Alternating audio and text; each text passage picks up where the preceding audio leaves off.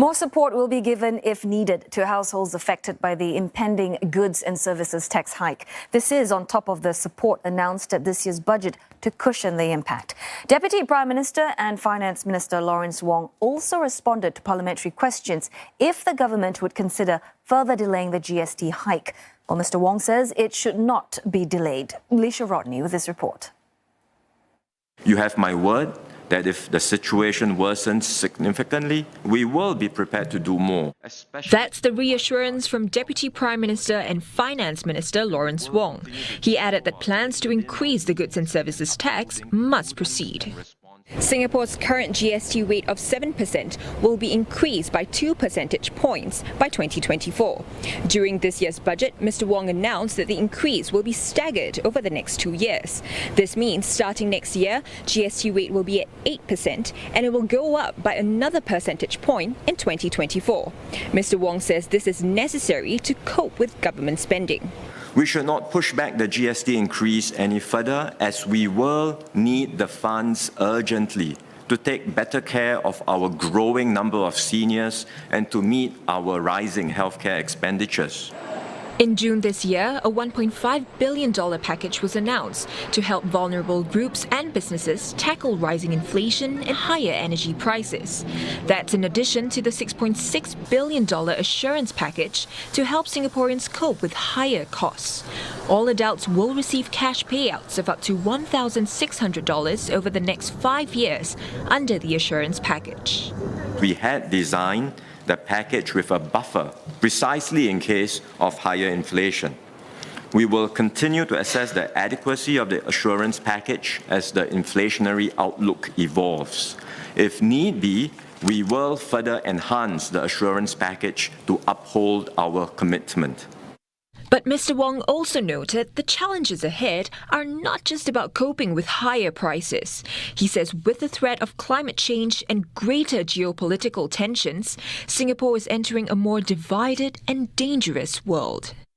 We will therefore have to accelerate our efforts to restructure and transform ourselves for this new environment.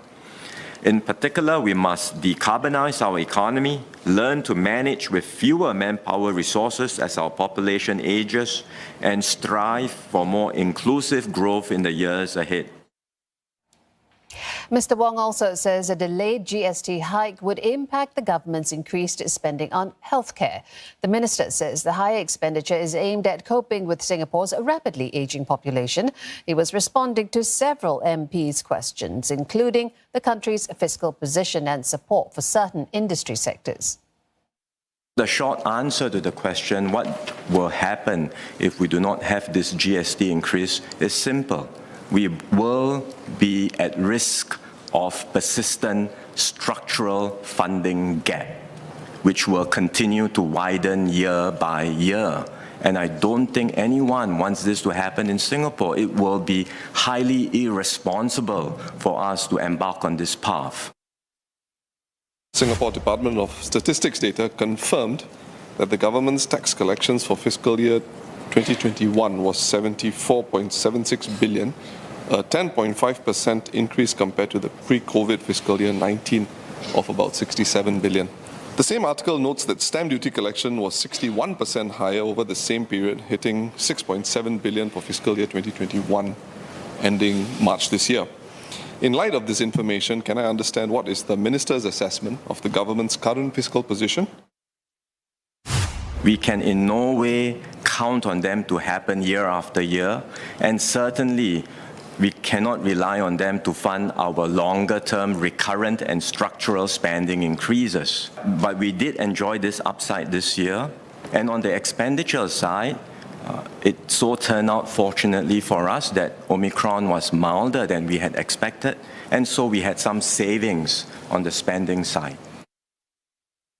The question I'm asking is whether there could be target-specific help for specific sectors or merchants affected. In this example, a poultry seller, a merchant affected by supply-side sort of changes. Can there be actually that targeted help for specific merchants that will be affected? In this case, poultry, but in the future, there could be other types of food being affected. It will be very hard for the government to shield businesses, workers directly from these cost increases which are externally induced. But what we will try very hard to do is to provide short-term relief, and in the process of providing that relief, we are also quite aware that there will be groups, the elderly, parents with special needs, children, who will be finding it difficult to cope with higher prices. And for some of these groups, the way to go about helping them is not just a once-off relief, but to adjust our underlying funding for the various programs to make sure that they keep pace with inflation and higher prices.